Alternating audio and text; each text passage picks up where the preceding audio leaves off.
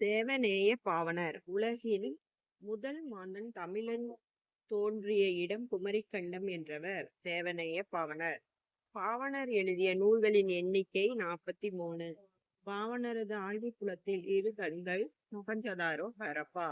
தமிழை வடமொழி வல்லாண்மையினின்று மீட்பதற்காகவே இறைவன் என்னை படைத்தான் என கூறியவர் தேவநேய பாவாணர். உலக முதன்மொழி தமிழ். இந்திய மொழிகளுக்கு மூலமும் வேரும் தமிழ். திராவிட மொழிகளுக்கு தாய்மொழி தமிழ் என வாழ்நாள் முழுவதும் ஆய்வு செய்து நிறுவியவர் பாவாணர். தமிழின் தொன்மையை உலகறியச் செய்தவர் கால்டுவெல். தனித்தமிழுக்கு வித்திட்டவர் பரிதிமாற் கலைஞர். எனக்கு வறுமையும் உண்டு, மனைவி மக்களும் உண்டு, அவற்றோடு மானமும் உண்டு என கூறியவர் பாவாணர். தேவநேய பாவாணர் பெயரில் மாவட்ட மைய நூலகம் செயல்பட்டு வரும் இடம் சென்னை அண்ணா சாலை. பாவாணர் கோட்டம் அவர்தம் முழு உருவகச் சிலை அமைந்துள்ள இடம் ராசபாளையத்திற்கு அருகில் உள்ள முரம்பு.